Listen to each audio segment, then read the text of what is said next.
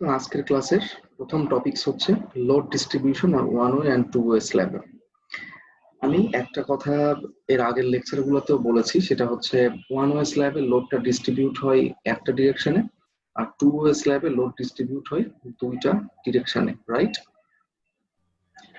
So আমি এটাও বলছিলাম যে this is not so simple. That means load ডিস্ট্রিবিউশনটা কিভাবে হয় এটা আসলে এভাবে এক কথায় বলা যায় না আর কি, ঠিক আছে? সো আমরা এখন দেখব যে লোড আসলে কিভাবে প্রেসাইজলি কিভাবে ডিস্ট্রিবিউট হয়, অ্যাকচুয়াল লোড ডিস্ট্রিবিউশনটা কিভাবে হয়, শর্ট ডিরেকশনে কতটুকু যায়, লং ডিরেকশনে কতটুকু লোড যায়, সেটা আমরা দেখবো আজকে, ঠিক আছে?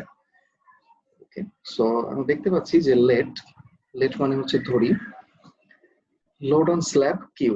আমরা ধরে নিচ্ছি যে স্ল্যাবের উপরে প্রতি স্কোয়ার ফিটে লোড হচ্ছে কিউ।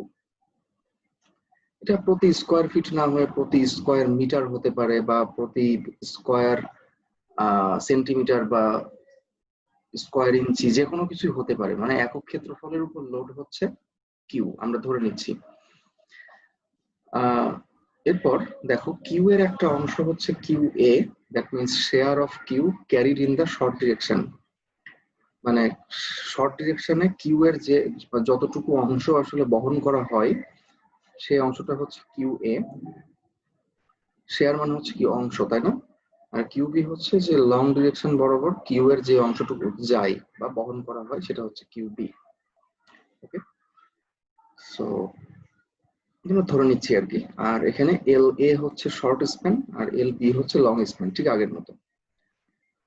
সো এখন আমি একটা ইকুয়েশন সবাইকে দেখাচ্ছি, একটু খেয়াল করো সবাই।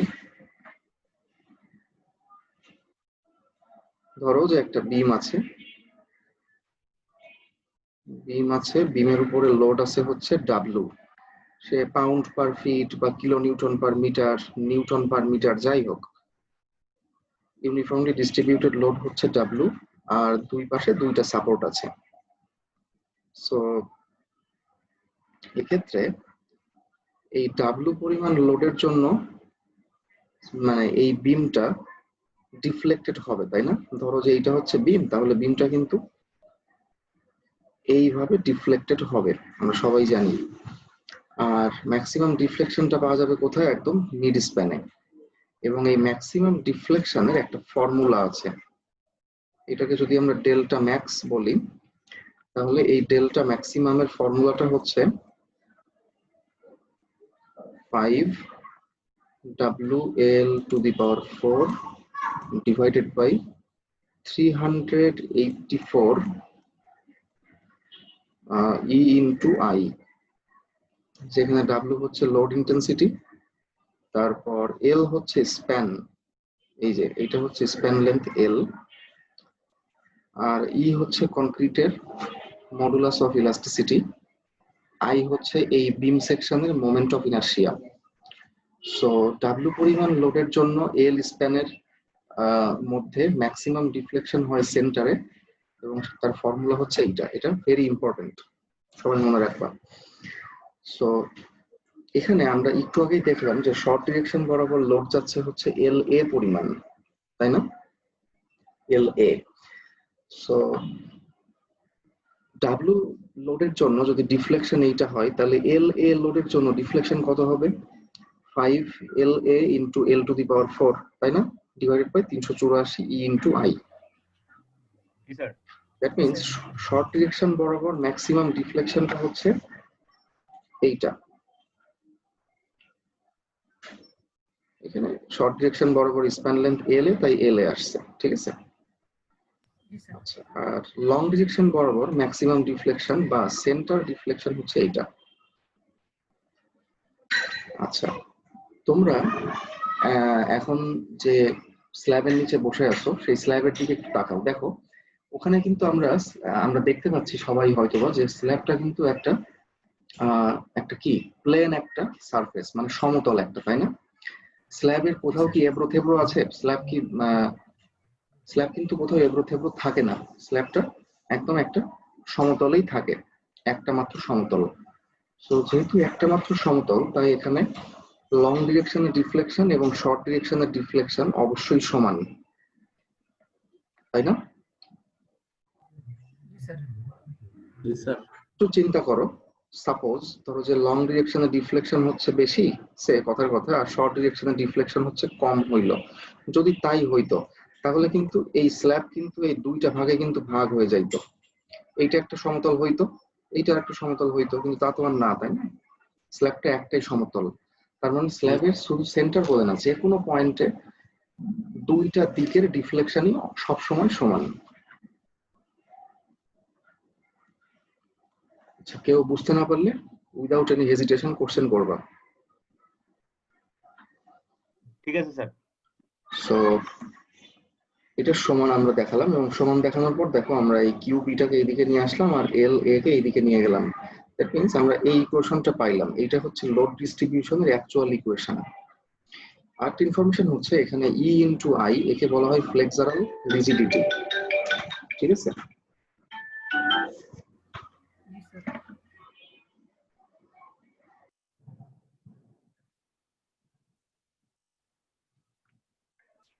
আচ্ছা, তো আমি যেখানে ছিলাম সেটা হচ্ছে ই ইনটু আই, এটাকে বলা হয় হচ্ছে ফ্লেক্সারাল রিজিডিটি।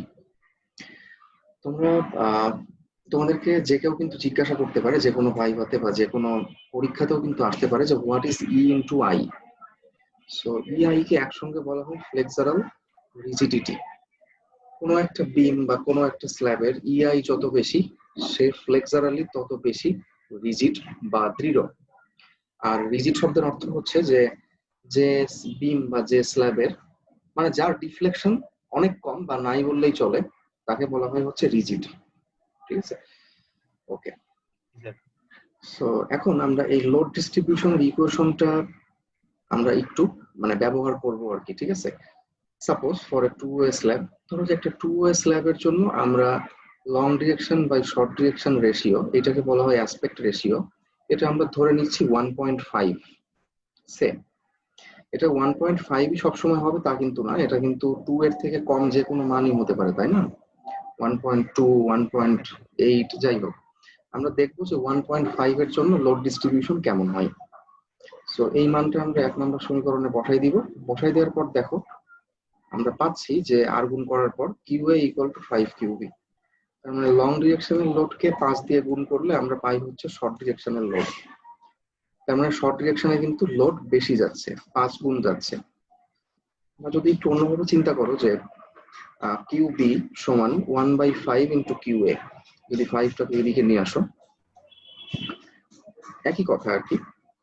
অর্থাৎ শর্ট ডিরেকশনের লোডের 5 ভাগের 1 ভাগ যাচ্ছে লং ডিরেকশনে। ঠিক আছে? সো এটা হচ্ছে টু ওয়ে স্ল্যাবের জন্য আমরা দেখলাম। এখন আমরা ওয়ান ওয়ে স্ল্যাবের জন্য দেখবো।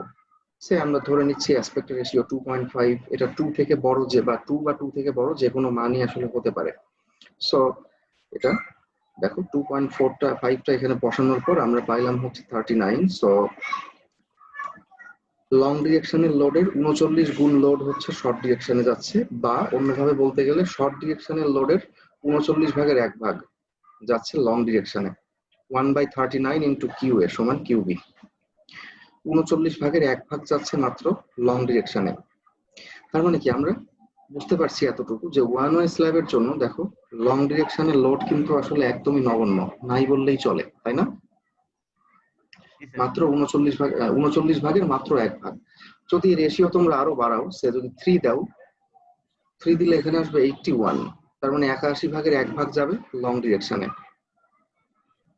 সো সেটা এখন বলা হচ্ছে এখানে যে ফর ওয়ান ওয়ে স্ল্যাবের জন্য load in short direction is 39 times the load in long direction.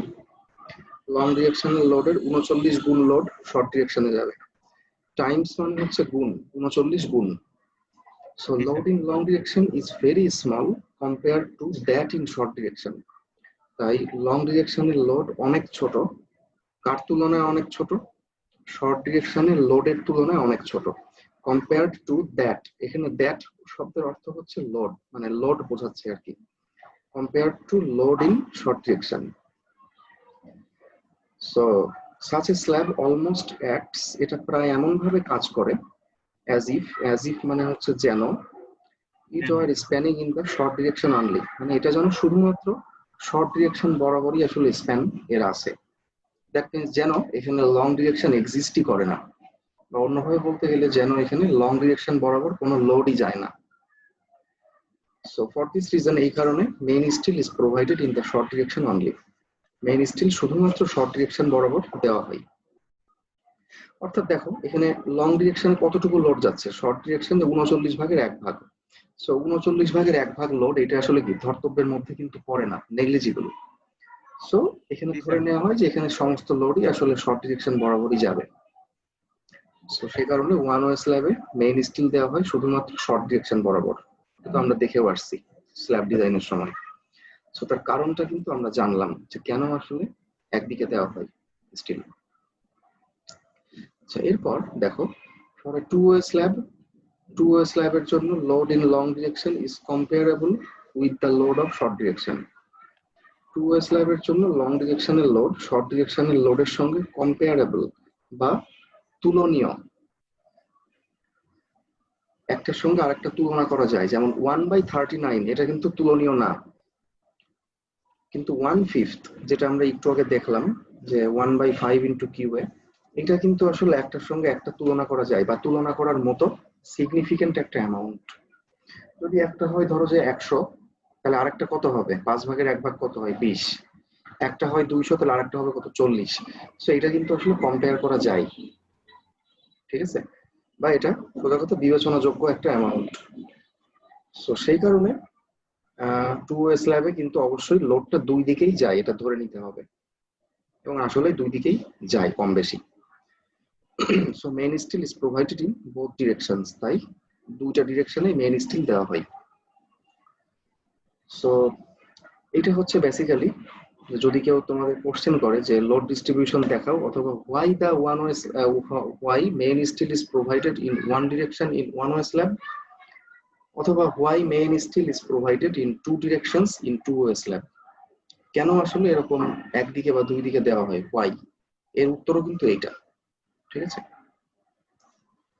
এখানে আরেকটা ব্যাপার খেয়াল করো যে এই যে অ্যাসপেক্ট রেশিও যত একের কাছাকাছি আসবে, 1.5 এর জায়গায় যদি 1 লেখো, তুমি এখানে 1 চিন্তা করো, তখন কিন্তু এইখানে আসবে কিন্তু 1, তার মানে কিউ এ সমান কিউবি হবে। যদি স্ল্যাবটা বর্গক্ষেত্র হয় তাহলে কিউ এ সমান কিউবি, দুই ডিরেকশনে সেম লোড যাবে। যত এটা একের কাছাকাছি যাবে তত কিন্তু শর্ট ডিরেকশন এবং লং ডিরেকশনের লোড কিন্তু কাছাকাছি আসতে থাকবে, সমান সমানের দিকে আসতে থাকবে, ঠিক আছে। আর যত এটা ওয়ান ওয়ে স্ল্যাবের জন্য এর অ্যাসপেক্ট রেশিও যত বাড়তে থাকবে, তত কিন্তু লং ডিরেকশনের লোডটা আস্তে আস্তে আরো নগণ্য হইতে থাকবে। এটা কিন্তু বুঝতে হবে। জি স্যার। আচ্ছা, ঠিক আছে। সো স্ল্যাব নিয়ে মোটামুটি আমার আর কিছু বলার নাই, সবকিছুই দেখলাম, একটা স্ল্যাবের ডিজাইন, লোড ডিস্ট্রিবিউশন এটসেট্রা, ঠিক আছে। সো এখন আমরা একটা নতুন টপিক শুরু করব, কলাম। একটা বিল্ডিং এর জন্য কলাম সবচাইতে মানে ভাইটাল একটা পার্ট। তার মানে স্ল্যাব বলো বিম বলো সবকিছুর থেকে কলামের যে ক্রিটিক্যাল ফ্যাক্টর, মানে এটার একটু রিস্ক ফ্যাক্টরটা একটু বেশি, তার মানে কলামটা হচ্ছে বেশি রিস্কি। সো এই জন্য কলামে আমরা সর্বাধিক গুরুত্ব দিয়ে থাকি, কলাম ডিজাইন এবং কলাম কনস্ট্রাকশনে। সো আসো প্রথমে আমরা জেনে নিই হোয়াট ইজ কলাম, কলামের সংজ্ঞা বা ডেফিনিশন।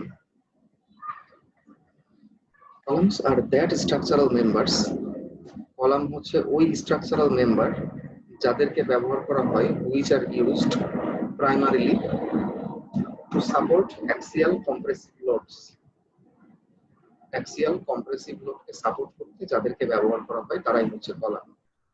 আর আরেকটা বৈশিষ্ট্য হচ্ছে and column have a ratio of height to the least lateral dimension of 3 or greater. এখানে একটা রেশিওর কথা বলা হচ্ছে, রেশিওটা হচ্ছে height divided by least lateral dimension, ঠিক আছে। এই রেশিওটা হচ্ছে কলামের জন্য 3 বা তার থেকে বড় হতে হবে। সো একটা উদাহরণ দেখি আমরা, ধরো যে এটা একটা কলাম, ঠিক আছে, এটা একটা কলাম, উপরে এবং নিচে বিম আছে। সো কলামের হাইট ধরো যে সে 10 ফিট এবং এটা হচ্ছে ক্রস সেকশন। তাহলে আমরা এই রেশিওটা হিসাব করি, চলো, যে height divided by least lateral dimension. Lateral কথার অর্থ হচ্ছে পার্শ্বীয়, আর এখানে ল্যাটারাল বলতে আমরা বুঝবো হচ্ছে ক্রস সেকশনাল ডাইমেনশন। অর্থাৎ 12 ইঞ্চি একটা কি ল্যাটারাল ডাইমেনশন, 14 ইঞ্চি কি একটা ল্যাটারাল ডাইমেনশন। আচ্ছা, আর লিস্ট মানে হচ্ছে ক্ষুদ্রতম, সবচেয়ে ছোট। সো হাইট হচ্ছে দেখো 10 ইন্টু 12 এত ইঞ্চি, আর লিস্ট ল্যাটারাল ডাইমেনশন হচ্ছে কত, দুইটার মধ্যে যেটা ক্ষুদ্রতম সেটা। এখানে ক্ষুদ্রতম হচ্ছে 12, তাই এখানে 12। জি তো স্যার। এটা ভাগ করলে 10 পাচ্ছি। দেখো 10 কিন্তু 3 থেকে বড়। সো যেহেতু এই রেশিওটা আসলে 3 থেকে বড় হচ্ছে, তার মানে কি এইটা কিন্তু প্রাথমিকভাবে একটা কলামের পর্যায়ে পড়ে, কলামের আওতাভুক্ত। যদি এই রেশিওটা 3 থেকে ছোট হইতো তখন আর এইটা কলামের আওতাভুক্ত কিন্তু থাকতো না। হ্যাঁ, সেটা হতে পারতো যে শর্ট কম্প্রেশন ব্লক, বাট সেটা কিন্তু কলাম হইতো না যদি এটা 3 থেকে কম হতো এই রেশিওটা। আচ্ছা, তাহলে কলামের প্রধান কাজ হচ্ছে অ্যাক্সিয়াল লোডকে সাপোর্ট করা, অ্যাক্সিয়াল কম্প্রেসিভ লোডকে সাপোর্ট করা, তাই না? আচ্ছা, সো আমরা দেখবো এখন কলামের শ্রেণী বিভাগ বা ধরন, টাইপস। লোডের উপর ভিত্তি করে, বেসড অন লোডিং, লোডের উপর ভিত্তি করে কলাম 3 রকম: axially loaded column, eccentrically loaded column, আর হচ্ছে biaxially loaded column. So axially loaded column হচ্ছে যে loads are assumed acting at the centre of column section. Section মানেই হচ্ছে ক্রস সেকশন সবসময়, তার মানে ক্রস সেকশনের সেন্টারে কিন্তু লোডটা কাজ করে। মানে ধরে নেওয়া হয় যে লোডটা কাজ করতেছে ক্রস সেকশনের একদম সেন্টারে। তাহলে এক্ষেত্রে এই কলামকে আমরা কি বলছি, অ্যাক্সিয়ালি লোডেড কলাম। আচ্ছা, তার মানে এখানে একটা নতুন শব্দ আসছে যে অ্যাক্সিস, অক্ষ। সো জি স্যার। চলো দেখে নিই যে হোয়াট ইজ অ্যাক্সিস। কোনো একটা মেম্বার, কোনো একটা মেম্বার মানে মেম্বার শব্দের আবার অর্থ আছে। মেম্বার মানে একটা স্ট্রাকচারের মধ্যে যে মেম্বার গুলো থাকে, বিম একটা মেম্বার, কলাম, স্ল্যাব, ফুটিং, সবই এক একটা স্ট্রাকচারাল মেম্বার। সো কোনো একটা মেম্বারের লেন্থ বরাবর, ধরো যে এটা হচ্ছে লেন্থ, লেন্থ বরাবর ঠিক এই মানে মেম্বারের একদম সেন্ট্রয়েডের মধ্য দিয়ে আমরা যে লাইনটা আসলে চিন্তা করতে পারি, এই লাইনটাই হচ্ছে এই মেম্বারের অ্যাক্সিস বা অক্ষ। ঠিক আছে? যেমন একটা কলামের ক্ষেত্রে, একটা কলামের লেন্থ কোনটা বলতো, এর হাইটটাই হচ্ছে লেন্থ। তার মানে এই লেন্থ বরাবর, হাইট বরাবর এই কলাম সেকশনের একদম সেন্টারের মধ্য দিয়ে বা সেন্ট্রয়েডের মধ্য দিয়ে, তোমরা সেন্ট্রয়েড সম্পর্কে মেকানিক্সে দেখে আসছো। সো সেন্ট্রয়েডের মধ্য দিয়ে যে লাইনটা আমরা চিন্তা করতে পারি সেটাই হচ্ছে এই কলামের কি অ্যাক্সিস। তার মানে অ্যাক্সিয়াল লোড বা অ্যাক্সিয়ালি লোডেড কলাম এর অর্থ হচ্ছে লোড আসবে অ্যাক্সিস বরাবর। নাম থেকে আমরা বুঝতে পারছি লোডটা কাজ করবে ঠিক অ্যাক্সিসের প্যারালালে বা অ্যাক্সিস বরাবর, along the axis. So this is axially loaded column. এরপর হচ্ছে ইসেন্ট্রিক্যালি লোডেড কলাম। এটা হচ্ছে loads act at a distance e from the center of the column section. Column সেকশনের সেন্টার থেকে ই পরিমাণ ডিস্টেন্সে লোড কাজ করে। ঠিক আছে?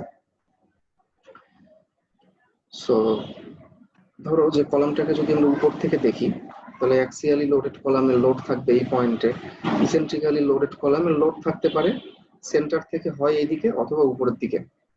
দেখো এখানে ই পরিমাণ ডিস্টেন্সে কিন্তু লোডটা আছে। এই ই ডিস্টেন্সকে বলা হয় ইসেন্ট্রিসিটি, অর্থাৎ সেন্টার থেকে লোডের ডিস্টেন্সকে বলা হয় হচ্ছে ইসেন্ট্রিসিটি। সো দেখো যে এখানে কোনো মোমেন্ট কিন্তু ছিল না, কিন্তু এখানে যেহেতু সেন্টার থেকে একটা নির্দিষ্ট ডিস্টেন্সে আছে লোডটা, তাই এখানে একটা মোমেন্ট কাজ করবে ওয়াই অ্যাক্সিসের সাপেক্ষে। এখানে একটা মোমেন্ট সমান কত, ফোর্স ইনটু ডিস্টেন্স। যদি এখানে ফোর্স বা লোড যদি পি হয়, সে কথার কথা পি, তাহলে এম ওয়াই সমান কত হবে, পি ইনটু ই, লোড ইনটু পারপেন্ডিকুলার ডিস্টেন্স। আচ্ছা, যদি ইসেন্ট্রিক্যালি লোডেড কলামের মোমেন্ট যদি এখানে থাকতো, সরি লোড যদি এখানে থাকতো, এই পয়েন্টে থাকতো, তাহলে কি হইতো, তখন কিন্তু মোমেন্ট আসতো এক্স অক্ষের সাপেক্ষে অ্যান্টি ক্লকওয়াইজ, এবং এম এক্স আমরা বলতাম, এম এক্স কত হইতো, পি ইনটু ই, ই হচ্ছে ইসেন্ট্রিসিটি। আচ্ছা, তো বাইঅ্যাক্সিয়ালি লোডেড কলামটা হচ্ছে যে loads act at any point on the column section, মানে কলাম সেকশনের যে কোনো পয়েন্টে লোড কাজ করে, causing eccentricity and moment about both x and y directions simultaneously. Simultaneously মানে হচ্ছে একই সময়ে বা একই সঙ্গে বা যুগপতভাবে। সো দেখো যে loads act at any point on the column section. দেখো যে কোনো একটা পয়েন্টে কিন্তু লোড কাজ করতে পারে, এখানে করতে পারে লোড, এখানে লোড থাকতে পারে, অথবা এই লোডটা এখানেও থাকতে পারে, এমনকি এখানেও থাকতে পারে, যে কোনো পয়েন্টে লোড থাকতে পারে। যদি র্যান্ডম যে কোনো একটা পয়েন্টে লোড কাজ করে তাহলে ইসেন্ট্রিসিটি দেখো আসবে দুইটা ডিরেকশন বরাবর। দেখো ওয়াই অক্ষের সাপেক্ষে একটা ডিস্টেন্স আছে, আবার এক্স অক্ষের সাপেক্ষেও একটা ডিস্টেন্স আছে, তাই না? সো এক্ষেত্রে কিন্তু মোমেন্ট আসবে দুইটা, ওয়াই অক্ষের সাপেক্ষে মোমেন্ট আসবে এম ওয়াই, এবং এম ওয়াই এর মান কত হবে? Force into distance. তার মানে ফোর্স যদি হয় পি, তাহলে পি ইন্টু ই এক্স। আর এক্স অক্ষের সাপেক্ষে মোমেন্ট এম এক্স কত হবে? P into E Y. ঠিক আছে? সো প্র্যাকটিক্যাল লাইফে বা রিয়েল লাইফে আসলে এই বায়াক্সিয়ালি লোডেড কলাম এটা আসলে বেশি, ম্যাক্সিমাম সব কলামই আসলে বায়াক্সিয়ালি লোডেড কলাম।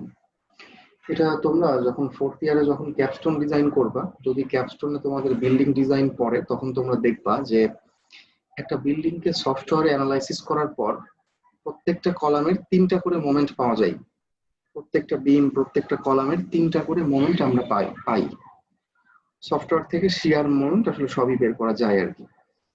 সো 3টে মোমেন্টের মধ্যে একটা মোমেন্ট আবার একদম নগণ্য থাকে, 0.02 বা 0.3, মানে নাই ধরা যায়। দ্যাট মিনস প্রত্যেকটা কলামে কিন্তু 2টা করে মোমেন্ট থাকবেই। আর যেহেতু 2টা করে মোমেন্ট থাকে, তার মানে কি প্রত্যেকটা কলাম কিন্তু বায়াক্সিয়ালি লোডেড কলাম বা বায়াক্সিয়াল কলাম, বা আমরা বলতে পারি যে এই কলামে বায়াক্সিয়াল বেন্ডিং হয়। ঠিক আছে? ওকে, সো লোডের উপর ভিত্তি করে আমরা দেখলাম। এখন হচ্ছে লেন্থের উপর ভিত্তি করে কলাম দুই রকম, শর্ট কলাম এবং লং কলাম। খুব সিম্পলি মনে রাখবা, শর্ট কলামের লোড ক্যাপাসিটি লং কলাম থেকে বেশি হয়। একই মানে একই ক্রস সেকশনের একই প্রপার্টিজের শর্ট কলামের লোড ক্যাপাসিটি লং কলাম থেকে অনেক বেশি হয়। একটা কলাম যত বেশি লং হইতে থাকে, দৈর্ঘ্যে যত বেশি বাড়তে থাকে, তার লোড ক্যাপাসিটি ততই কমতে থাকে। আচ্ছা, শর্ট কলাম সম্পর্কে জানি যে failure of column is due to crushing of concrete or yielding of steel. কনক্রিটটা ক্রাশ করার কারণেও ফেল করতে পারে, আবার স্টিলটা ইল্ড করার কারণেও ফেল করতে পারে। Under full load capacity of column, কলামের ফুল লোড ক্যাপাসিটিতে কলামটা ফেল করবে। একটা কলামের থিওরিটিক্যাল লোড ক্যাপাসিটি যতটুকু হওয়া উচিত আমরা পুরোটাই পাবো।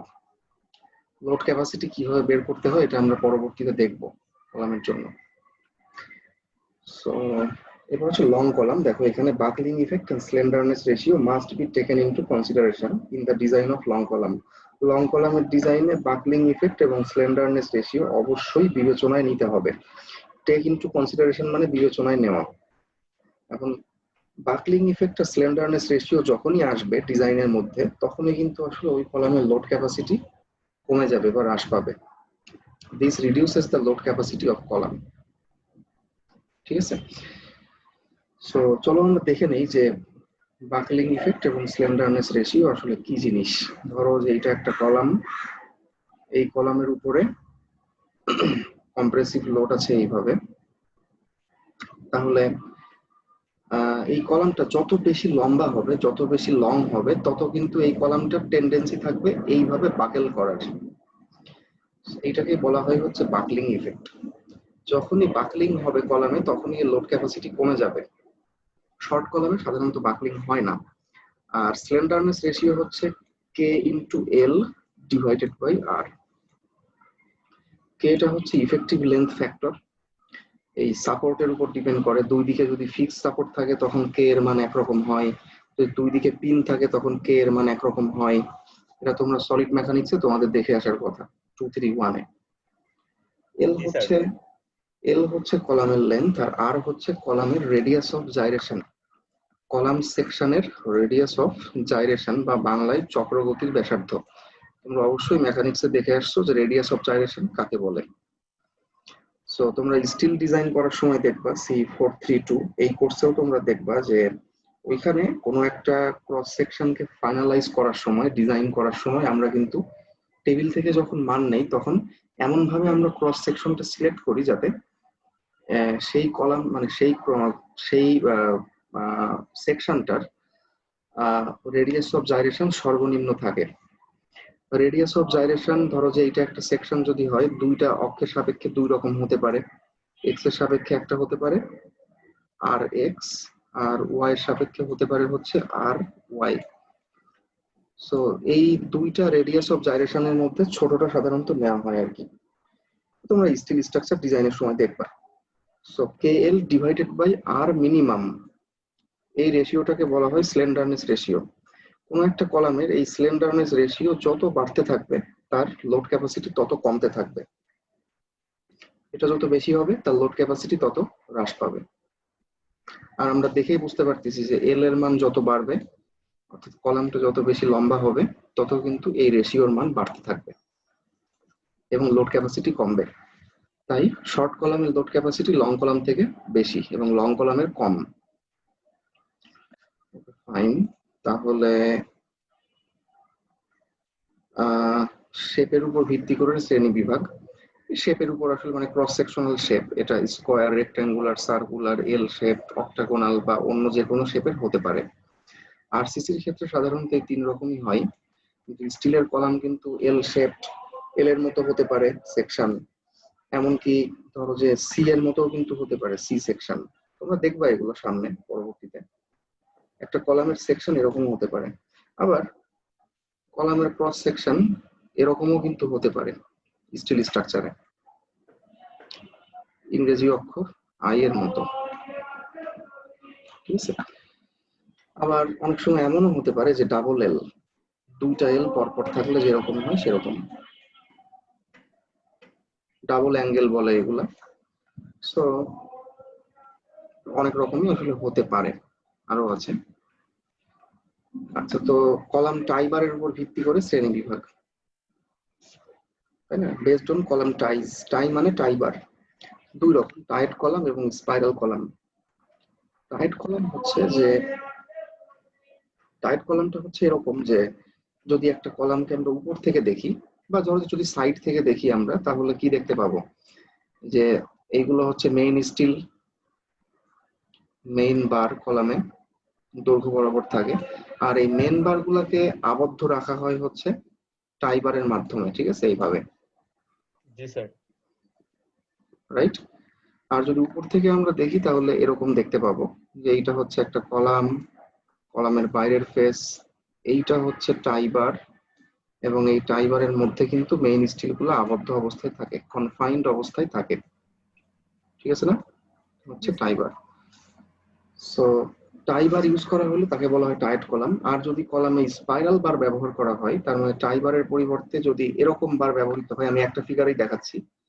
ধরো যে এই টাইবার গুলা নাই, শুধু স্টিল আছে, মেইন স্টিল আছে। অনেক সময় স্প্রিং এর মতো এরকম রেইনফোর্সমেন্ট কিন্তু ব্যবহার করা হয় কলামে। সো এই স্প্রিং এর মতো এই রেইনফোর্সমেন্টকে বলা হয় স্পাইরাল রেইনফোর্সমেন্ট বা শুধু স্পাইরাল। যদি স্পাইরাল ব্যবহার করে মেইন বারকে আবদ্ধ রাখা হয়, তাহলে তাই সেই কলামকে বলা হয় স্পাইরাল কলাম। আচ্ছা, তাহলে টাইট কলাম সম্পর্কে এখানে কি লেখা আছে যে it contains steel ties to confine the main longitudinal bars in the columns.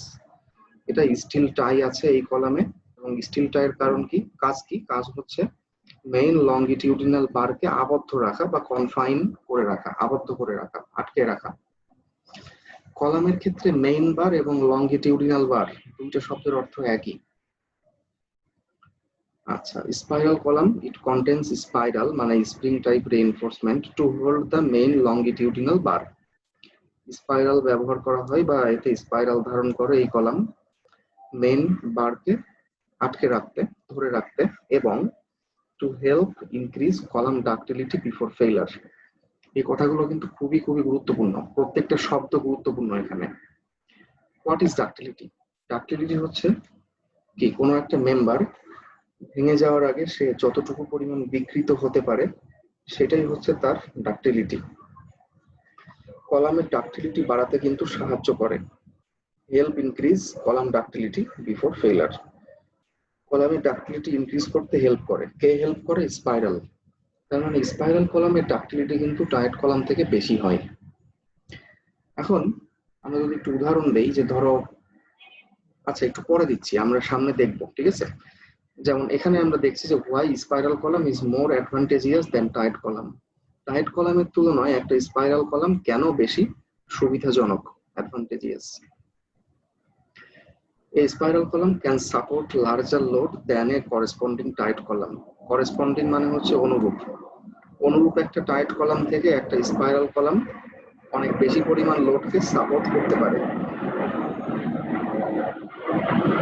আচ্ছা, এরপর ductility of a spiral column is greater than that of a tight column.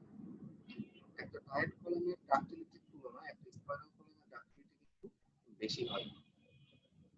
এটাই হচ্ছে প্রধান সুবিধা।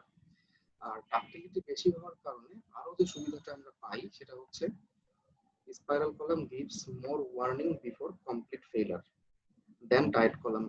টাইট কলামের তুলনায় বা টাইট কলামের থেকে এটা বেশি ওয়ার্নিং দেয়, more warning before complete failure, সম্পূর্ণভাবে ভেঙে যাওয়ার আগে।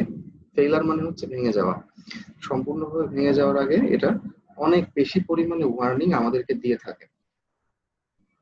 এটাই হচ্ছে মেনলি মেন সুবিধা, মানে ডাক্টিলিটি বেশি হওয়ার কারণে এর ওয়ার্নিং দেয় বেশি, এটাই হচ্ছে মেন সুবিধা আমাদের। এখন যদি আমরা একটা গ্রাফ দেখি তাহলে আমরা আরো ক্লিয়ার বুঝতে পারবো। দেখো এখানে load versus deformation behaviour. Y অক্ষ বরাবর উপরের দিকে লোড বাড়তেছে আর এক্স অক্ষ বরাবর আছে হচ্ছে ডিফরমেশন আছে। আমরা যতই ডান দিকে যাব ততই ডিফরমেশন বাড়বে। সো এখানে বেসিক্যালি দুইটা কার্ভ দেখানো হয়েছে, একটা হচ্ছে টাইট কলাম। টাইট কলামের কার্ভটা দেখো এখানে যে শেষ হয়ে যায়। তার মানে প্রথমে লোড বাড়ার সঙ্গে সঙ্গে ডিফরমেশনও বাড়তে থাকে এবং একটা পর্যায়ে যে আলটিমেট লোডে যাওয়ার পর, সর্বোচ্চ লোডে যাওয়ার পর হুট করে কিন্তু লোডটা কমে যায়, কারণ এই যে নিচের দিকে নামতেছে, তার মানে কি লোডটা কমে যাচ্ছে। সো আলটিমেট লোডে যাওয়ার পর যদি হুট করে এভাবে লোডটা কমে যায় হঠাৎ করে, এর অর্থ আছে একটা। এর অর্থ হচ্ছে যে এই মেম্বারটা এই লোডে কিন্তু ভেঙে গেছে। ভেঙে গেছে বলেই কিন্তু এ আর লোড নিতে পারতেছে না, এ কি হচ্ছে আরো নিচের দিকে নেমে যাচ্ছে। তার মানে টাইট কলামটা ফেল করে গেছে বা ভেঙে গেছে এখানে এসে। দেখো এটা ভেঙে যাওয়ার আগে কতটুকু ওয়ার্নিং দিল বা কতটুকু এটা ডিফরমেশন হইল। যদি এই আলটিমেট লোড এখান থেকে একটা লাইন টানি আমরা এক্স অক্ষের উপর, সরি, তার মানে এই যে এতটুকু সে ডিফর্ম হইল মাত্র। টাইট কলামটা মাত্র এতটুকু ডিফর্ম হইল ভেঙে যাওয়ার আগে। আর একটা স্পাইরাল কলাম সেখানে দেখো এখান থেকে যে লোড ক্যাপাসিটি এরপরে একটু কমতে থাকে, এরপরে আবার আরো বেশি পরিমাণের লোড সে অ্যাচিভ করে এর থেকে একটু বেশি, এবং তারপর সে ভেঙে যায়।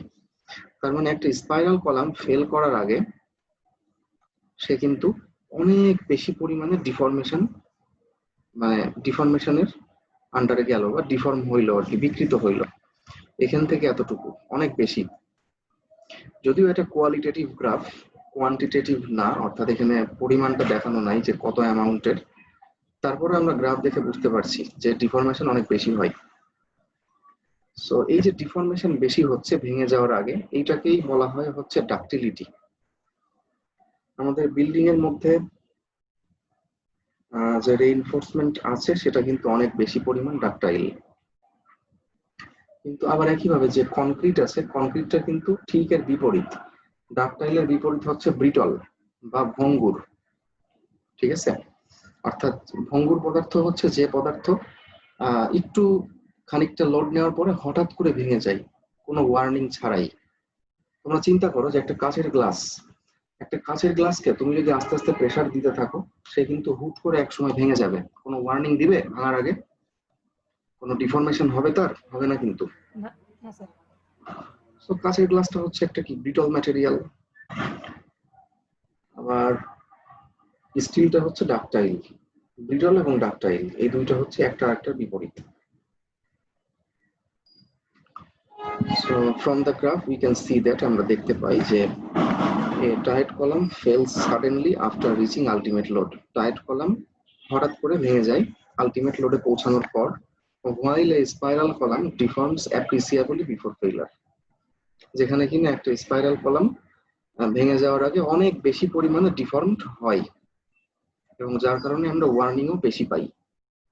সো এটাই হচ্ছে মেনলি স্পাইরাল কলামের বেশি সুবিধা আর কি। বাট অসুবিধা একটা স্পাইরাল কলামে, সেটা হচ্ছে স্পাইরাল কলাম কনস্ট্রাকশন করতে আসলে কস্টিংটা একটু বেশি লাগে আর কি, টাইট কলামের থেকে একটু টাকা বেশি খরচ হয়। সো এই কারণে দেখবা যে সাধারণত লো কস্ট প্রজেক্টে কিন্তু কখনো স্পাইরাল কলাম ব্যবহার করা হয় না বা অ্যাভয়েড করার চেষ্টা করা হয় আর কি, ঠিক আছে। বা যদি খুবই ইম্পর্ট্যান্ট কোনো প্রজেক্ট হয় এবং দেখা যাচ্ছে কস্টিং নিয়েও টাকা পয়সা নিয়েও অতটা সমস্যা নাই, সেক্ষেত্রে কিন্তু স্পাইরাল কলাম প্রেফারেবল। কারণ ইম্পর্ট্যান্ট স্ট্রাকচার মানে সেখানে ডাক্টিলিটি এবং ওয়ার্নিং, এই দুইটা জিনিস কিন্তু খুবই খুবই গুরুত্বপূর্ণ ফ্যাক্টর। আচ্ছা, ঠিক আছে।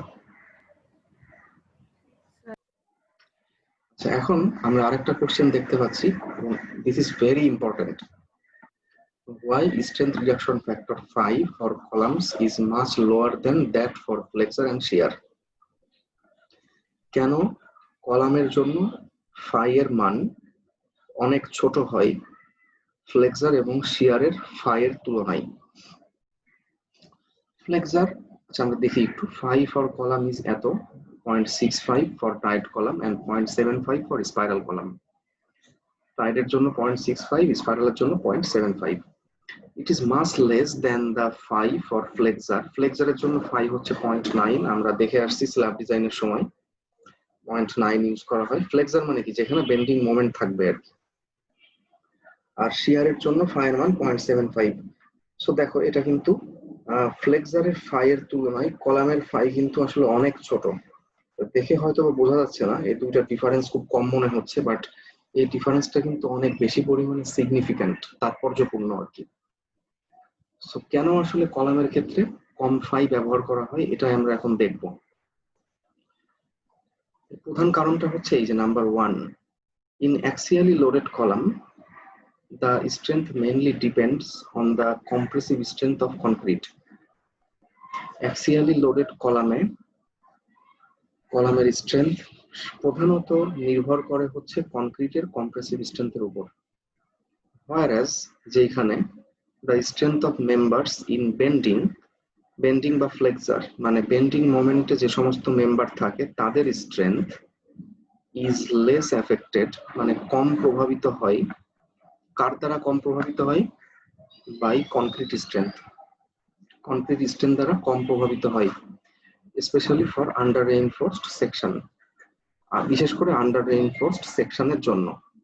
তোমাদেরকে আমি হয়তো বলেছি অলরেডি যে যে কোনো বিম বা যে কোনো স্ল্যাব কিন্তু অবশ্যই আন্ডার রেইনফোর্সড হইতে হবে।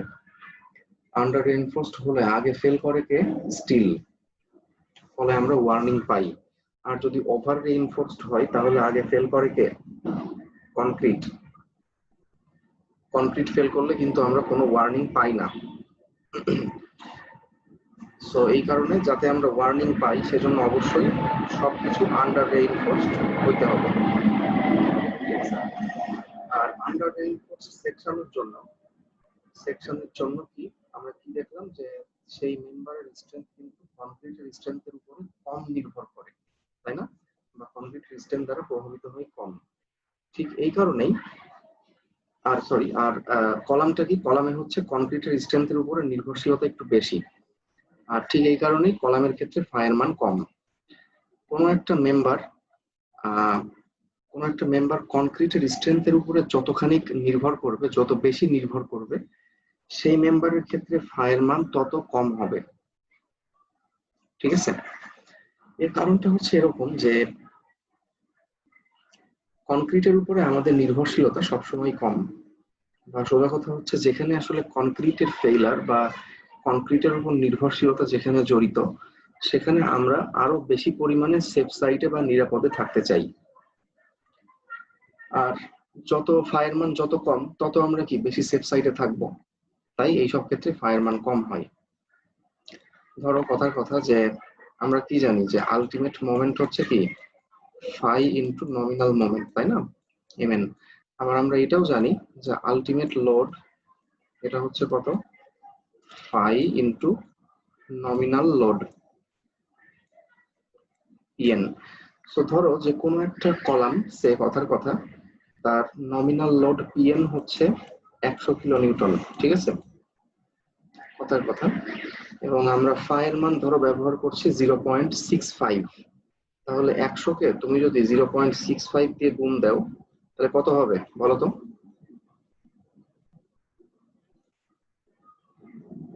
100 ইন্টু 0.65 কত হয়? 65 হয়, তাই না? 65 কিলোনিউটন। জি স্যার। কিন্তু তুমি যদি ফায়ের মান, যদি তুমি এখানে ধরতে ফায়ের মান 0.9 ধরলে এখানে পিইউ কত হইতো? 90। কোনটা আসলে বেশি সেফ সাইডে থাকা বলতো? এখানে ফায়ের মান 0.9 ধরলে আমরা আলটিমেট লোড বা ডিজাইন লোড পাইতাম হচ্ছে কত? 90 কিলোনিউটন। তোমাদের কাছে কি মনে হয় আসলে কোনটা বেশি নিরাপদ বা কোনটা আসলে বেশি কনজারভেটিভ ডিজাইন? কনজারভেটিভ মানে হচ্ছে যে যে কোনটাতে ফ্যাক্টর অফ সেফটি বেশি, এইটাতে নাকি এইটাতে বলো?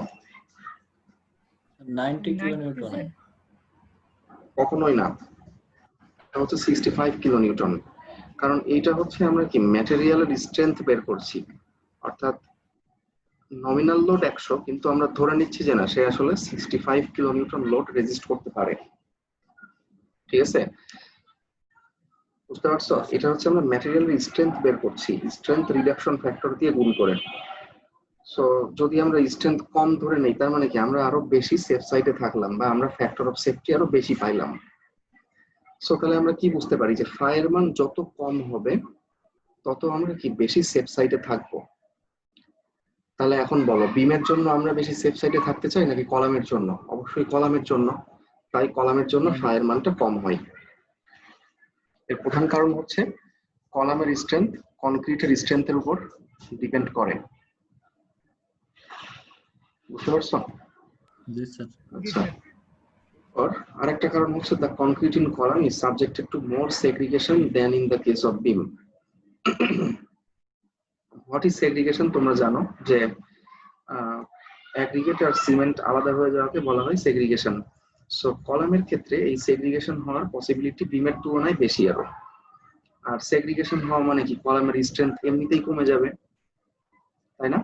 সেই কারণে আমরা ফায়ের মানটা একটু কম ব্যবহার করি, অর্থাৎ স্ট্রেংথকে আমরা আগের থেকে কম করে ধরি আর কি, ঠিক আছে?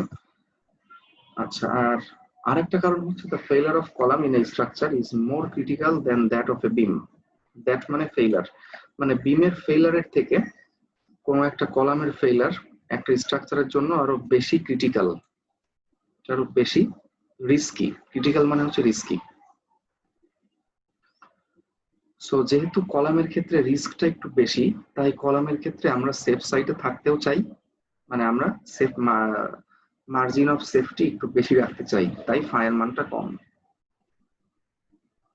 ঠিক আছে? সো এখন আমরা কলাম সম্পর্কে কয়েকটা ইনফরমেশন দেখে নেই তাড়াতাড়ি। যে কলামের ক্ষেত্রে মিনিমাম মেইন স্টিল পার্সেন্টেজ হচ্ছে 1% আর ম্যাক্সিমাম হচ্ছে 8% of the gross area of the section. অর্থাৎ গ্রস এরিয়া মানে হচ্ছে কি total cross sectional area. Total cross sectional এরিয়ার 1% হচ্ছে মিনিমাম স্টিল, এটা দিতেই হবে। আর টোটাল ক্রস সেকশনাল এরিয়ার 8% হচ্ছে ম্যাক্সিমাম, এর বেশি স্টিল দেওয়া যাবে না। ধরো কথার কথা যে একটা কলামের সেকশন হচ্ছে 10 ইঞ্চি বাই 10 ইঞ্চি, ঠিক আছে? 10 ইঞ্চি বাই 10 ইঞ্চি মানে কি তার তোমার গ্রস এরিয়া কত? 100 ইঞ্চি স্কোয়ার। তার মানে 100 ইঞ্চি স্কোয়ারের 1%, তার মানে 1 ইঞ্চি স্কোয়ার মিনিমাম মেইন স্টিল দিতেই হবে। আর আমরা সর্বোচ্চ মেইন স্টিল দিতে পারবো হচ্ছে 8%, তার মানে 8 ইঞ্চি স্কোয়ার। বুঝতে পারছো? আচ্ছা, at least 4 bars are required for tied circular and rectangular members. Tied circular কলামের জন্য এবং টাইড রেক্টাঙ্গুলার কলামের জন্য at least মিনিমাম 4টা বার দরকার। আর 6 bars are needed for circular column enclosed by spirals. মানে স্পাইরাল দ্বারা আবদ্ধ সার্কুলার কলামের ক্ষেত্রে, এনক্লোজড মানে হচ্ছে আবদ্ধ। সোজা কথা মানে সার্কুলার স্পাইরাল কলামের ক্ষেত্রে মিনিমাম দরকার 6টা বার। এমনকি যদি ডিজাইন থেকে আমাদের 3টা বা 4টা বারও আসে তাও কিন্তু হবে না, সার্কুলার স্পাইরাল কলামে অ্যাটলিস্ট 6টা বার দিতেই হবে। আর টাইট কলামের জন্য 4টা বার অ্যাটলিস্ট, 4 কর্নারে 4টা। এরপর কলামের জন্য মিনিমাম কনক্রিট কভার হচ্ছে 1.5 ইঞ্চি, এটা স্ল্যাবের জন্য ছিল মাত্র 0.75, কলামের জন্য একটু বেশি হয়। Tie bar for column must have a minimum diameter of 3/8 inch to enclose longitudinal bars of number 10 or smaller size. এটা একটা পার্ট। অর্থাৎ দেখো যে এনক্লোজ মানে আবদ্ধ করা, অর্থাৎ 10 নাম্বার বা তার থেকে ছোট লংগিটিউডিনাল বারকে আবদ্ধ করতে টাই বারের মিনিমাম ডায়ামিটার কত হতে হবে? 3/8 ইঞ্চি বা নাম্বার 3 বার হইতে হবে। অর্থাৎ ধরো যে কোনো একটা কলামে যদি মেন বার হয় নাম্বার 9 বা এমনকি যদি নাম্বার 10ও হয় মেন বার, তাও আমরা ওই কলামের জন্য টাই বার ইউজ করতে পারবো কত? নাম্বার 3 বার।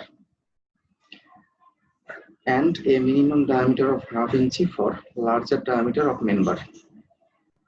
অর্থাৎ কোনো একটা কলামের মেন বারের ডায়া যদি আরো বড় হয়, দ্যাট মিন্স যদি নাম্বার 10 থেকেও বড় হয়, নাম্বার 11 বা নাম্বার 12 বার, সেক্ষেত্রে কিন্তু আমরা আর নাম্বার 3 টাই বার ব্যবহার করতে পারবো না। সেক্ষেত্রে মিনিমাম ব্যবহার করতে হবে হচ্ছে নাম্বার 4 টাই বার।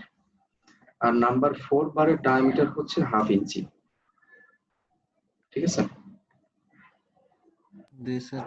এটা খুবই গুরুত্বপূর্ণ ইনফরমেশন, মাথায় রাখবা যে যদি কলামে নাম্বার 11 বার থাকে তাহলে কিন্তু নাম্বার 3 টাই বার দিলে হবে না, নাম্বার 4 টাই বার দিতে হবে। ½ ইঞ্চি ডায়ামিটারের টাই বার মিনিমাম দিতেই হবে। আচ্ছা, ফাইয়ের জন্য টাইট কলামের জন্য 5.65, স্পাইরাল কলামের জন্য ফাইয়ের মান 0.75। ভেরি ভেরি ইম্পর্টেন্ট, এটা একদম সবসময় মাথায় রাখবা। স্টিল রেশিও হচ্ছে রোজি, মানে মেইন স্টিল রেশিও।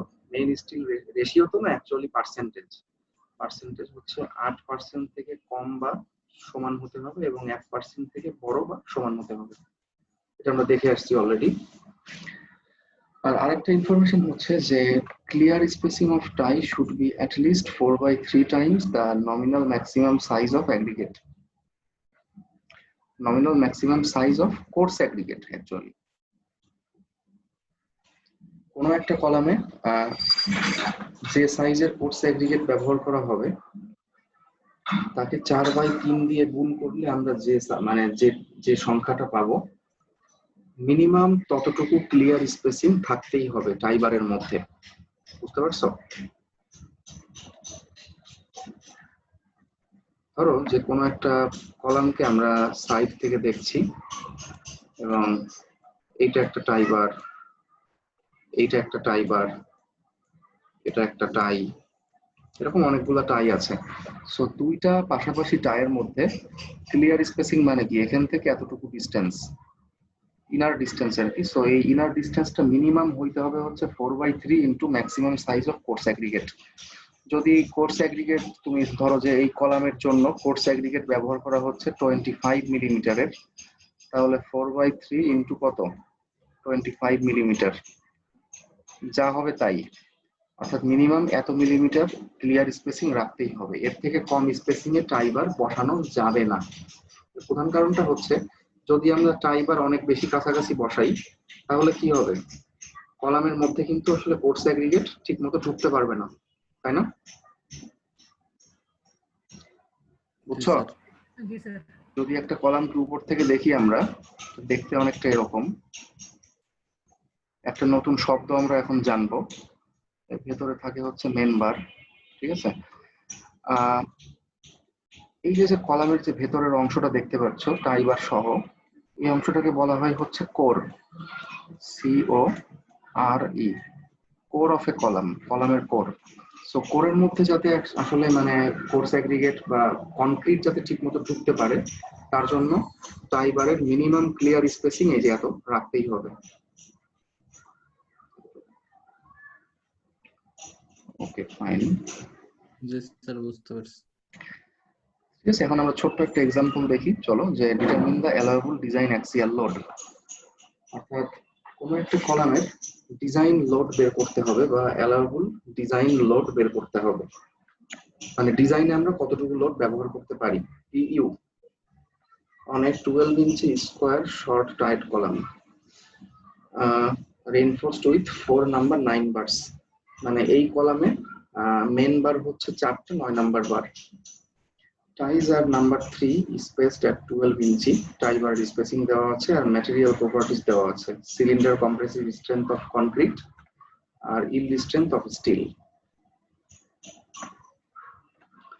সো দেখো যে আমরা এখন দেখব যে ইকুয়েশন কোনটা। ইকুয়েশন হচ্ছে এইটা, মেইন ইকুয়েশন এইটাই। টাইট কলামের জন্য এইটা, আবার স্পাইরাল কলামের জন্য কিন্তু ইকুয়েশন সেম। দেখো PU সমান 5PN, এটাই এই ইকুয়েশনটা কিন্তু আমি একটু আগে দেখাইছি তাই না তোমাদেরকে, PU সমান 5PN। সো এখানে এই PN এর মানটা হচ্ছে আবার মানে নমিনাল লোডের মান হচ্ছে এতটুকু, এই যে আমি চিহ্নিত করে দেখাইছি এতটুকু। অর্থাৎ PN সমান কত, আলফা ইনটু থার্ড ব্র্যাকেটের মধ্যে যা আছে ওইটা। এজি হচ্ছে gross area of section, AST হচ্ছে স্টিল এরিয়া, এই তো। আর আলফাটা হচ্ছে ইসেন্ট্রিসিটি ফ্যাক্টর, এই আলফাকে বলা হয় eccentricity factor. So basically number 1 এবং নাম্বার 2 এই দুটো ফর্মুলা সেম, ঠিক আছে। এই নাম্বার 1 ফর্মুলা থেকে আমরা 2 বা 3 লাইন যদি ক্যালকুলেশন করি তাহলে আমরা নাম্বার 2 এই ফর্মুলাটা কিন্তু পেয়ে যাব, ঠিক আছে। সো দুটো একই ফর্মুলা কিন্তু আলাদাভাবে লেখার কারণটা হচ্ছে যে কখনো কখনো আমরা এই নাম্বার 2 এই ফর্মুলাটা কিন্তু ব্যবহার করে থাকি।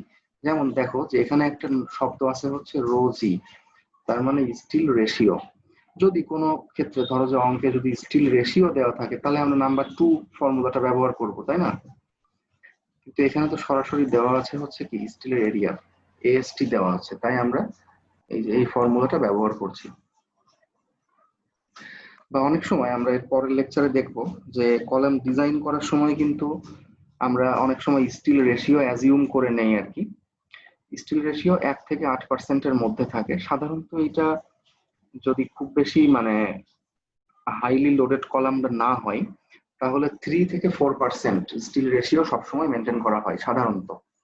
সো সেক্ষেত্রে কিন্তু আমরা অ্যাজিউম করে নিতে হয় অনেক সময় স্টিল রেশিও এত, সেক্ষেত্রে আমরা নাম্বার 2 ইকুয়েশন ব্যবহার করতে পারি,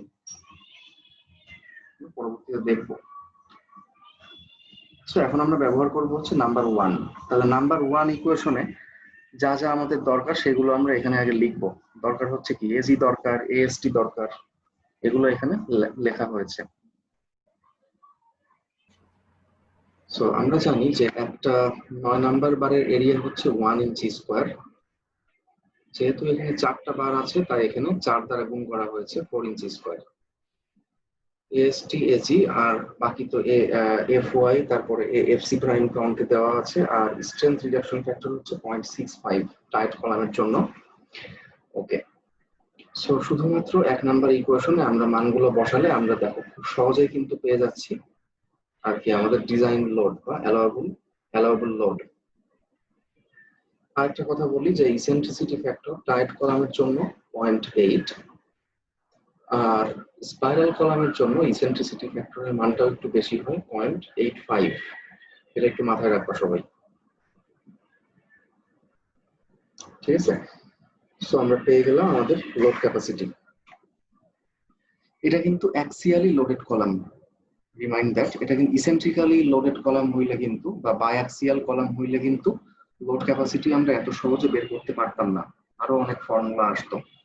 যেহেতু এটা একটা অ্যাক্সিয়ালি লোডেড কলাম তাই আমরা একটা ফর্মুলার মাধ্যমে বের করে ফেলতে পারছি। এবং এই ফর্মুলাটা যদি তোমরা একটু খেয়াল করো, this is more interesting that দেখো যে এখান থেকে এতটুকু এইটা হচ্ছে কনক্রিটের কন্ট্রিবিউশন, অর্থাৎ টোটাল লোডের মধ্যে এই যে এই অংশটুকু হচ্ছে কনক্রিট রেজিস্ট করে, আর এইটা হচ্ছে স্টিলের কন্ট্রিবিউশন। সো কনক্রিটের কন্ট্রিবিউশন আর স্টিলের কন্ট্রিবিউশন এই দুইটা মিলাই কিন্তু আমরা টোটাল লোডটা পাবো, তাই না। দেখো তাহলে কনক্রিটের ফোর্স হচ্ছে এতটুকু, সে এতটুকু ফোর্স ক্যারি করে। আবার আমরা কি জানি আমরা সলিড মেকানিক্সে দেখে আসছি ফোর্স সমান স্ট্রেস ইনটু এরিয়া। সো দেখো ফোর্স সমান এই যে এইটা হচ্ছে স্ট্রেস আর এটা হচ্ছে এরিয়া। একইভাবে এটা হচ্ছে স্টিলের এরিয়া, এটা হচ্ছে স্টিলের স্ট্রেস, স্ট্রেস ইনটু এরিয়া হচ্ছে ফোর্স, ঠিক আছে। আচ্ছা, তো এখানে মেইনলি এটাই হচ্ছে অ্যান্সার, কিন্তু এখানে আবার স্টিলের পার্সেন্টেজ চেক করে দেখাই দিতে হয়। এখানে স্টিলের পার্সেন্টেজ হচ্ছে আমরা যদিও দেওয়া আছে বা ঠিক আছে কিনা একটু দেখাই দিতে হয় আর কি। স্টিল রেশিও হচ্ছে স্টিলের area divided by gross area, আর স্টিল রেশিওকে 100 দিয়ে গুণ করলে আমরা পেয়ে যাবো হচ্ছে স্টিলের পার্সেন্টেজ 2.8। এটা দেখো 1% থেকে বেশি, আবার 4%, 8% থেকে কম, তার মানে এখানে স্টিল ঠিকই আছে। আর আরেকটা যে জিনিস দেখাতে হয় সেটা হচ্ছে টাই বারের স্পেসিং আমরা চেক করে দেখাই দিব। এখানে টাই বারের স্পেসিং অঙ্কে দেওয়া আছে কত, নাম্বার 3 স্পেসড এট 12 ইঞ্চি। সো আমরা একটু দেখি,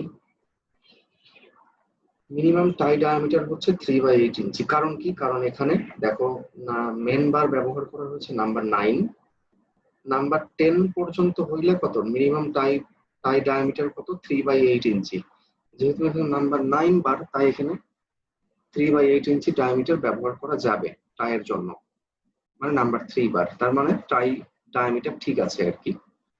আর এখন আমরা বের করবো হচ্ছে spacing. So spacing is the smallest of the following 3 criteria. তিনটা ক্রাইটেরিয়া আছে, এই তিনটা ক্রাইটেরিয়া থেকে আমরা তিনটা স্পেসিং পাবো, এবং সেই তিনটা স্পেসিং এর মধ্যে যেটা সবচেয়ে ছোট হবে সেটাই হবে আমাদের টাই বারের স্পেসিং। প্রথম ক্রাইটেরিয়া হচ্ছে 48 ইন্টু টাই বার ডায়ামিটার। 48টা constant suggested by ACI code. আর টাই বারের ডায়ামিটার হচ্ছে 3/8 ইঞ্চি, তাহলে আমরা পাইলাম 18 inch. 16 into main bar dia, 16টাও কনস্ট্যান্ট। যেহেতু কলামের মেন বার অঙ্কে দেওয়াই আছে 9 ইঞ্চি, সরি 9 নাম্বার বার, তাই তার এরিয়া হচ্ছে ডায়ামিটার কত কত হবে 9/8 ইঞ্চি। ঠিক আছে, সো এটা আমরা পাইলাম 18। আর নাম্বার 3 ক্রাইটেরিয়া হচ্ছে লিস্ট কলাম ডাইমেনশন, মানে ক্ষুদ্রতম কলাম ডাইমেনশন। আমাদের এই কলামটা হচ্ছে কত 12 inch by 12 inch column, square column. So এখানে ক্ষুদ্রতম ডাইমেনশনও কত 12 ইঞ্চি হবে। তাহলে এই তিনটার মধ্যে সবচেয়ে ছোটকে অবশ্যই 12, তাই টাই বারের স্পেসিং হবে হচ্ছে 12 ইঞ্চি। দেখো অঙ্কে দেওয়াও আছে, তাই টাই বারের স্পেসিং 12 ইঞ্চি দেওয়া আছে, তাই আমরা এখানে লিখে দিব যে টাই বারের স্পেসিং ওকে আছে, কোনো সমস্যা নেই। এখানে একটা কথা আমি বলে রাখি যে এখান এই ফর্মুলা তিনটা থেকে আমরা যে স্পেসিংটা পাইলাম এটা কিন্তু ফাইনাল কোনো স্পেসিং না। একটা কলামের স্পেসিং ফাইনালাইজ করার আগে আরো বেশ কিছু ফ্যাক্টর এখানে কনসিডার করতে হয়, সেটা এখানে দেখানো হয় নাই। অর্থাৎ কোন একটা কলাম যাতে ভূমিকম্প রোধী হয় বা সাইজমিক ফোর্স যাতে রেজিস্ট করতে পারে, তার জন্য বিমের কাছাকাছি কিন্তু, মানে যেখানে আসলে বিম থাকে, ধরো যে এটা হচ্ছে কলাম আর এখানে হচ্ছে বিম আছে, তো যেখানে বিম থাকে সেইখানে কিন্তু টাই বারের স্পেসিংটা একটু কম দেওয়া হয়। ঠিক আছে, এখানে কিন্তু টাই বার অনেক কাছাকাছি দেওয়া হয় আর কি এভাবে, আর মাঝখানে একটা অংশে দেওয়া হয় একটু বেশি। সো সেই স্পেসিংটা আমরা বের করেছি আর কি এই ফর্মুলার মাধ্যমে। কিন্তু বিমের কাছাকাছি যে স্পেসিং কম দিতে হয় সেটা কিন্তু আমরা এখানে কনসিডার করি নাই। এটা আমরা দেখবো হচ্ছে এই কলাম চ্যাপ্টারের লাস্টের দিকে। ঠিক আছে, আপাতত আমরা বেসিক জিনিসটা শুধু শিখে রাখলাম যে এই তিনটা ক্রাইটেরিয়া থেকে আমরা স্পেসিং পাই। ওকে ফাইন, তাহলে প্রথমে আমরা লোড ক্যাপাসিটি বের করলাম, এরপর হচ্ছে স্টিলের পার্সেন্টেজ, তারপরে হচ্ছে টাই বারের স্পেসিং। এই তো, তাহলে এটাই হচ্ছে অ্যালাউয়েবল ডিজাইন অ্যাক্সিয়াল লোড বা অ্যালাউয়েবল লোড বা ডিজাইন লোড 372 কত 372.3 কিলো পাউন্ড। ফাইন, তো আমি একটু টপিকস গুলো আবার রিভিউ করি। প্রথমে আমরা দেখলাম যে 1 ওয়ে এবং 2 ওয়ে স্ল্যাবে অ্যাকচুয়াল লোড ডিস্ট্রিবিউশনের ইকুয়েশন, এবং কেন আমরা 1 ওয়ে স্ল্যাবে একদিকে এবং 2 ওয়ে স্ল্যাবে দুই দিকে স্টিল দিই তার কারণটা আমরা আজকে দেখলাম। আচ্ছা, এরপরে কলামের ডেফিনেশন আমরা শিখলাম, হোয়াট ইজ কলাম। তারপর লোডের উপর ভিত্তি করে কলামের প্রকারভেদ 3 রকম, অ্যাক্সিয়াল, ইসেন্ট্রিক আর হচ্ছে বায়াক্সিয়াল কলাম। লেন্থের উপর ভিত্তি করে 2 রকম, শর্ট এবং লং। শেপের উপর ভিত্তি করে, তারপরে টাই বারের উপর ভিত্তি করে 2 রকম, টাইট কলাম এবং স্পাইরাল কলাম। টাইট কলাম থেকে স্পাইরাল কলাম কেন বেশি সুবিধাজনক এটাও আমরা দেখলাম। এরপরে ফ্লেক্সারের জন্য ফায়ের মান থেকে কেন কলামের জন্য ফায়ের মানটা আসলে কম হয় সেটাও আমরা দেখলাম। ঠিক আছে, এরপর কিছু র্যান্ডম কিছু ইনফরমেশন আমরা দেখলাম। এরপর হচ্ছে একটা এক্সাম্পল দেখলাম যে কিভাবে অ্যালাউয়েবল ডিজাইন লোড বের করতে হয়। ঠিক আছে, আচ্ছা তোমাদের কারো কোনো কোশ্চেন থাকলে বলতে পারো। স্যার স্পাইরাল কলামে যে আমরা টাই রডটা দেই স্পাইরাল বাইন্ডিং আকারে, ওটা যদি আমরা ওইভাবে না দিয়ে গোল গোল রিং আকারে দিই তাহলে কি হবে?